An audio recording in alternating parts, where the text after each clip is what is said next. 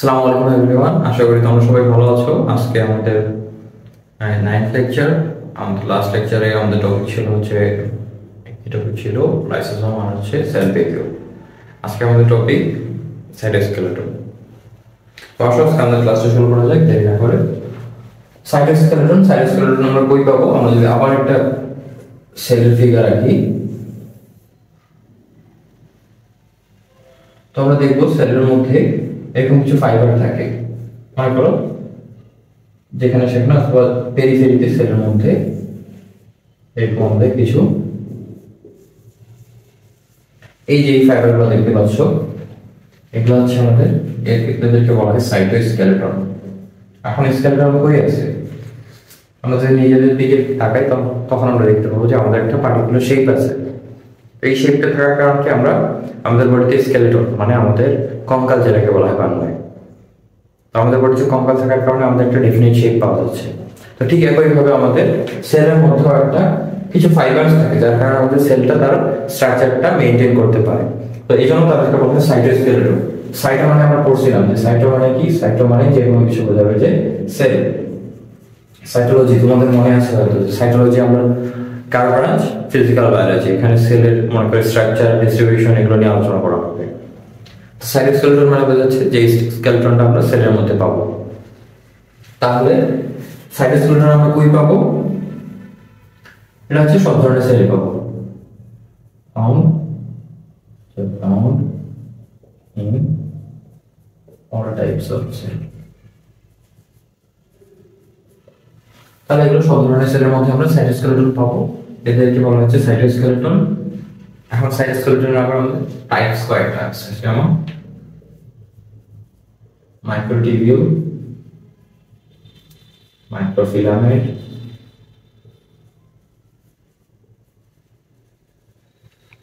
আর একটা আছে আমাদের intermediate filament.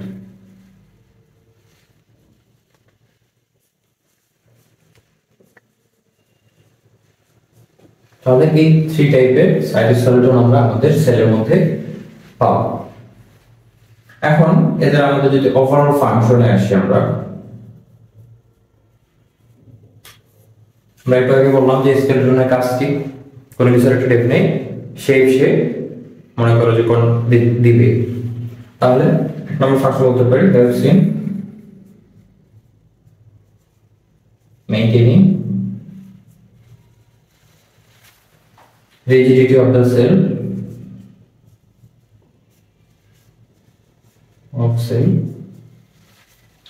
and definite shape like a cell কে তার একটা পার্টিকুলার স্ট্রাকচার ধরে রাখতে হেল্প করতেছে কি আমাদের সাইটোস্কেলেটন। আচ্ছা, এটা হলো আমাদের একটা ফাংশন।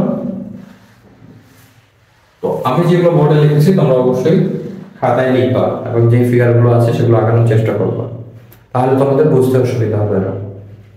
বুঝছো? ক্লাসগুলো যখন হবে তোমাদের, তোমরা সবসময় সাথে নোট নিয়ে বসবা। যেগুলো বলা হচ্ছে, যেগুলো ফিগার আঁকানো হচ্ছে সেগুলো অবশ্যই আঁকবা, তাতে কি হবে?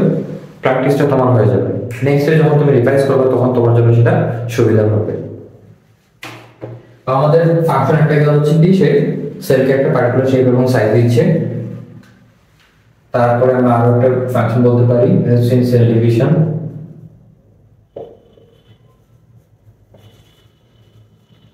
কিভাবে?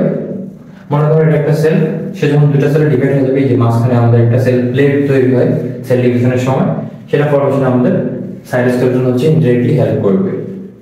তারপর আরেকটা ফাংশন আমরা বলতে পারি যে ট্রান্সপোর্টেশনে হেল্প করা। তাহলে হেল্পস ইন maintaining অথবা helps in transportation।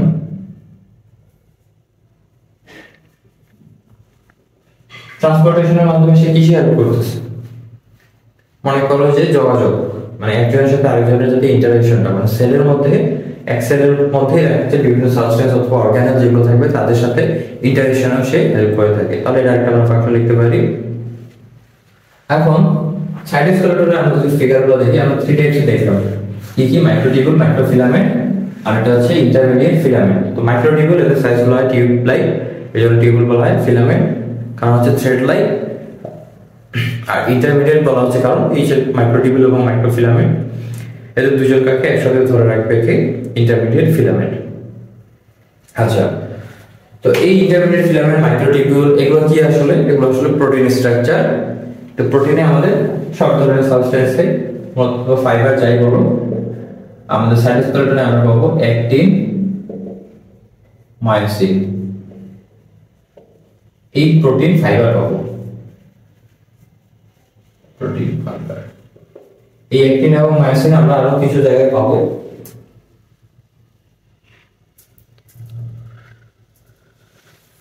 অ্যাক্টিন এবং মায়োসিন কই থাকে? আমাদের মাসলের মধ্যে থাকে। তাদের কাজ কি? আমাদের মাসল কন্ট্রাকশনে হেল্প করে থাকে।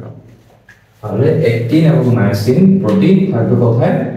সাইটোস্কেলেটনে ফর্মেশনে হেল্প করে থাকবে। আরেকটা ফাংশন আমরা বলতে পারি সাইটোস্কেলেটনে, সেটা হচ্ছে যে আমরা সেন্ট্রিওলে একটা ফাংশন করছিলাম কি, হচ্ছে the formation of cilia and flagella. তাহলে এর আরেকটা কাজ হচ্ছে যে movement of cilia and flagella, movement of cilia and flagella.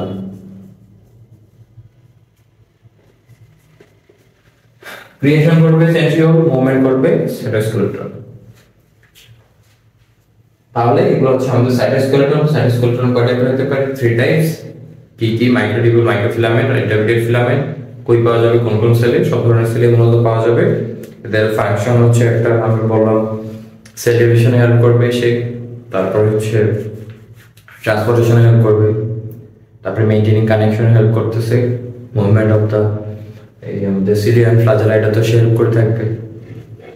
এবং সাইটোস্কেলেটনকে একটা নামে ডাকা হয়, সেটা হচ্ছে যে নন মেমব্রেনাস। মানে আমরা এর আগের লেকচারে যতগুলো পড়েছিলাম সেগুলো ছিল মেমব্রেনাস, মানে তার আশেপাশে মেমব্রেন থাকে, কিন্তু সাইটোস্কেলেটনে কোনো মেমব্রেন থাকে না। তাহলে এদেরকে বলা হচ্ছে নন মেমব্রেনাস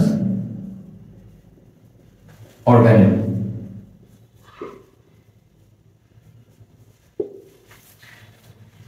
আমাদের নন মেমব্রেনাস অর্গানেল মূলত হচ্ছে তিনটাই থাকে, একটা হচ্ছে সাইটোস্কেলেটন, রাইবোসোম, আর একটা হচ্ছে আমাদের সেন্ট্রিওল।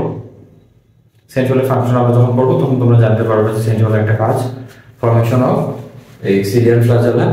তো আমাদের সাইটোস্কেলেটন এর মুভমেন্টে হেল্প করে থাকে। সিলিয়া এবং ফ্লাজেলা কি? এগুলো আমরা আমাদের ট্রাকিয়া মানে সামনে যে শ্বাসনালীটা আছে এখানে পাবো, এবং আমাদের নোস্ট্রিল মানে নাকের মধ্যে পাওয়া যাবে। এর কাজ হচ্ছে একটাই, যে আমাদের প্রাইমারি ডিফেন্সে হেল্প করবে। বাইরে থেকে যখন আমরা এয়ার নিচ্ছি মানে শ্বাস নিচ্ছি তখন আমাদের বিভিন্ন জার্মস বলো অথবা ডাস্ট পার্টিকেল এগুলো এন্টার করতেছে আমাদের বডিতে।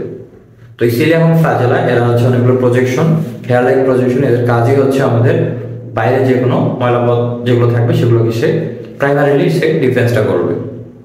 এবং এদের সাথে স্টিকি সাবস্টেন্স লেগে থাকে, যার কারণে আমাদের ফরেন ম্যাটেরিয়াল অথবা ডাস্ট পার্টিকেলগুলো অ্যাটাচ হয়ে মনে করেন যখন হাঁচি অথবা কাশি দিচ্ছি তখন তার মাধ্যমে বের হয়ে যায়।